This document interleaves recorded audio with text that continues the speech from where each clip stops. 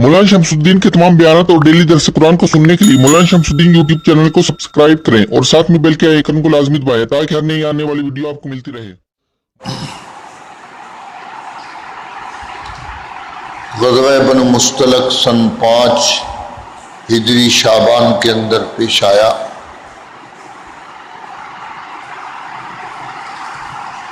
जनाब रसूलुल्लाह सल्लल्लाहु अलैहि वसल्लम ने खुद इस लश्कर की क़यादत की और मुनाफिकीन भी अब्दुल्ला बिन उबई की सरबराही में माल गनीमत की तलब में वो आपके साथ चंद लोग चल दिए। मुनाफिकीन का काम चूँकि हमेशा ऐसी बातें तलाश करना जिनसे जनाब रसूलुल्लाह सल्लल्लाहु अलैहि वसल्लम की ज़ात गिरामी या इस्लाम को या मुसलमानों को नुकसान पहुँचाना हो और गनीमत की तमा, इसके अलावा जिहाद के अंदर जाने का और कोई मकसद नहीं होता था। यही 4 मकासद उनके सामने होते थे। चाचे इसी गरज से वो लोग भी शामिल हो गए। आप सल्लल्लाहु अलैहि वसल्लम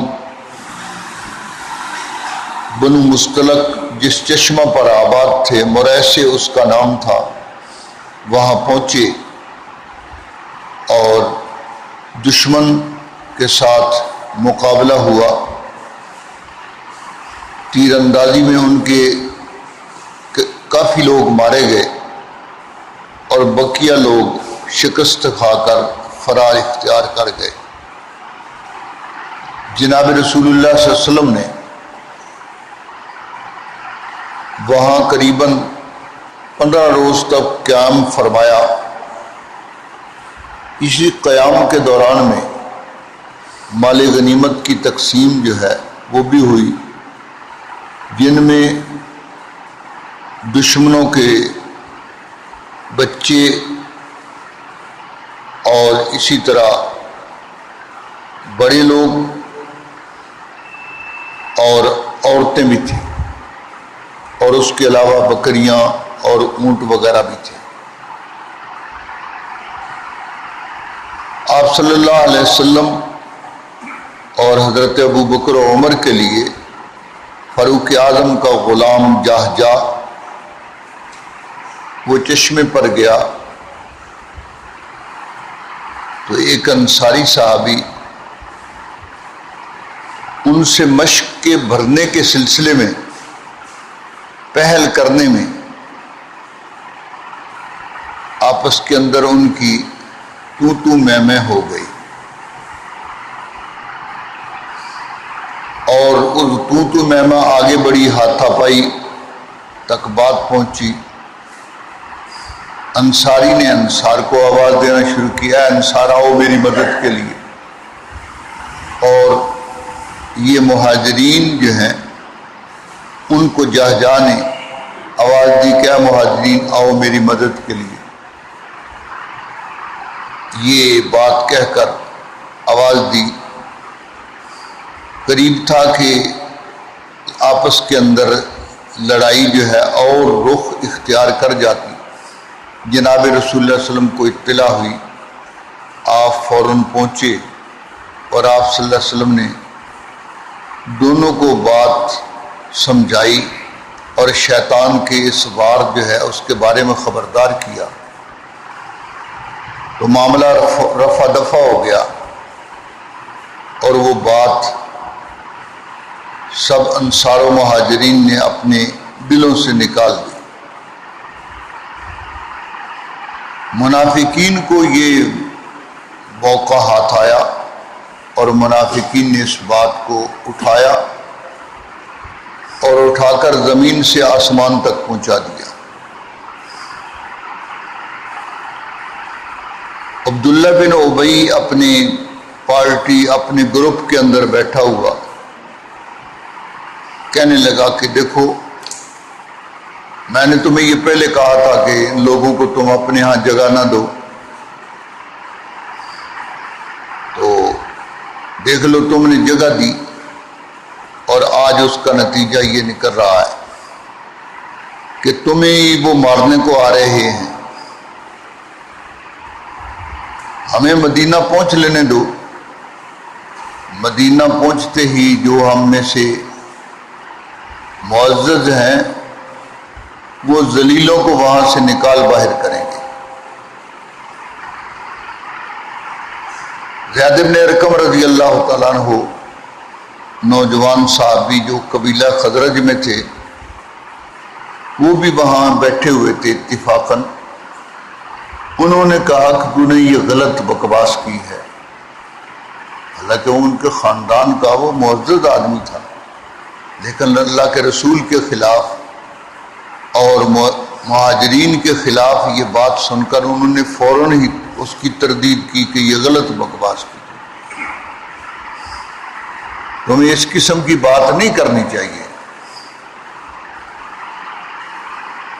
تو عبداللہ بن ابی جو ہے، جب اس کو پتہ چلا کہ، اور حضرت زید بن ارقم نے کہا میں رسول اللہ علیہ وسلم کو یہ بات بتلاؤں گا، جو یہ بات اس نے سنی تو اس وقت کہنے لگا میں ہمیں ہنستے گل کی تھی، کوئی نہیں گل تو ہے ہی کوئی،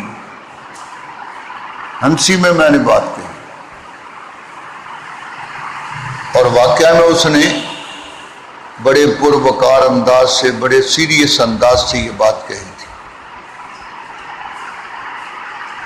تو زید بن ارقم رضی اللہ تعالیٰ نے آ کر بات کہہ دی جناب رسول اللہ صلی اللہ علیہ وسلم کی خدمت میں۔ آپ صلی اللہ علیہ وسلم نے،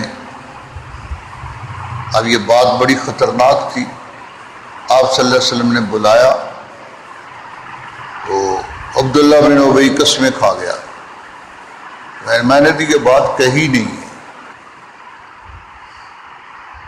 اس نے میری بات سمجھی نہیں، یا اس نے اپنی طرف سے یہ بات ملا کر کہہ دی ہے۔ حضرت زید بن ارقم رضی اللہ کے بارے میں یہ الزام لگا دیا۔ اب خاندان کے دوسرے لوگوں کو پتہ چلا کہ یہ بات اس طرح آپ صلی اللہ علیہ وسلم کے سامنے ہوئی،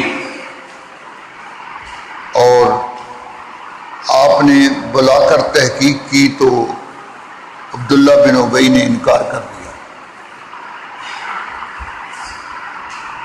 تو انہوں نے زید بن ارقم کو لعنت ملامت کی کہ یہ تم نے کیا کیا، خاندان کا ایک معزز آدمی ہے اور تم نے اس کے بارے میں یہ بات کہی ہے، جبکہ اس نے یہ بات نہیں کہی۔ حضرت زید بن ارقم رضی اللہ تعالیٰ عنہ کو آپ صلی اللہ علیہ وسلم نے بھی کہہ دیا، فرمایا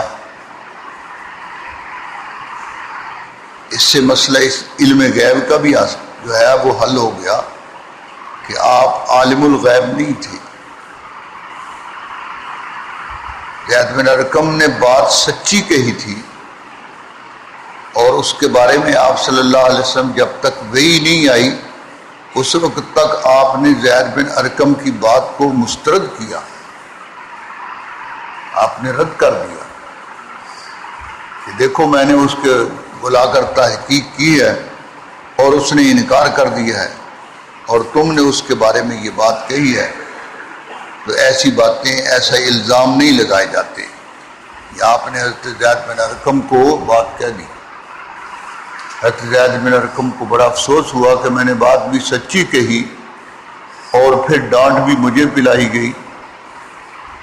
تو بارگاہ الہی کے اندر انہوں نے عرض کی کہ اللہ تو جانتا ہے کہ میں نے تیرے پیغمبر کو بات جو کہی ہے وہ تو سچی بات کہی ہے، اور اس منافق نے جھوٹ بول کر اور یہ میری بات جو ہے وہ دربار نبوت سے رد کروا دی ہے، اب تو ہی سچ جھوٹ کا فیصلہ کرنے والا ہے۔ زید بن ارقم جو ہے ادھر ادھر چھپتے تھے، خاندان کے لوگوں میں سے اگر کو ملتا تو وہ ان کو کہتا کہ بھی یہ کیا کیا تو نے برخوردار۔ کئی روز اسی طرح گزرے، اللہ تعالیٰ نے یہ صورت منافقون جو ہے وہ اتار کر تو عبداللہ بن ابی کا جو بانڈا تھا وہ پھوڑ دیا اور حقیقت واضح کر دی۔ جب یہ صورت اتری تو آپ نے زید بن ارقم رضی اللہ کو بلایا اور فرمایا نوجوان تم نے بات صحیح کہی اور اللہ تعالیٰ نے اس کا بانڈا پھوڑ دیا، اس کی بات کو غلط قرار دیا۔ اس نے وہ بات کہی تھی اور جھوٹ بول کر اس کا انکار کر دیا۔